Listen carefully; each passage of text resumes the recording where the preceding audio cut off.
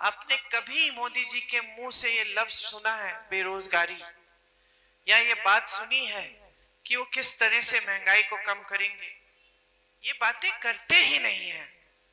पूरा समय या तो कांग्रेस की आलोचना करेंगे कि भाई 70 सालों में कांग्रेस ने कुछ नहीं किया, कुछ नहीं किया, कुछ नहीं किया, या फिर बोलेंगे कि कांग्रेस धर्म के विरोध की पार्टी है, धर्म विरोधी हैं ये लोग। अब कांग्रेस धर्म विरोधी कैसे हो सकती है? कांग्रेस ने देश को महात्मा गांधी दिए, नींव ही कांग्रेस पार्टी की महात्मा गांधी ने डाली। महात्मा गांधी जी ने कितना अनोखा पूरी दुनिया भर में आंदोलन किया जिससे हम आजाद हुए, जो भगवत गीता की सीख पर आधारित था। सत्य और अहिंसा की बात की। किसी ने गोली मारी गांधी जी को, शहीद हुए, और शहीद होते होते उनके मुंह से हे राम शब्द निकले। उन्होंने हम सबको रास्ता दिखाया। पंडित नेहरू जी को, इंदिरा जी को, कांग्रेस के सारे नेताओं को उन्होंने ही राजनीति सिखाई, उन्होंने राजनीतिक दिशा दी, उन्होंने सिखाया कि सत्य के आधार पर राजनीति करो, ईमानदारी से लोगों की सेवा करो, लोकतंत्र में जनता को मजबूत करो। उन्होंने सिखाया।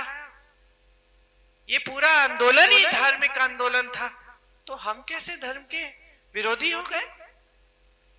हम धर्म के विरोधी इसलिए हो गए कि हम धर्म के आधार पर हम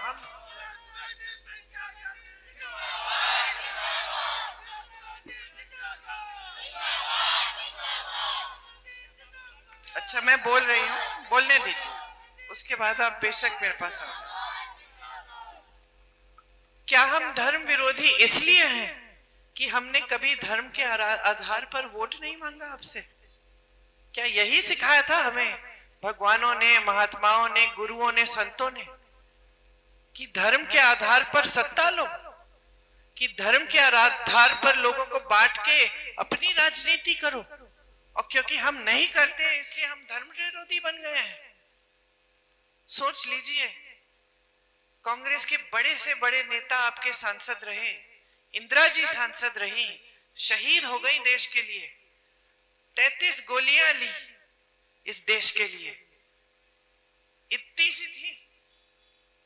सी थी, उनके हाथ मेरे हाथों में यहां तक पहुंचते थे, इतनी सी थी, शेरनी थी, लेकिन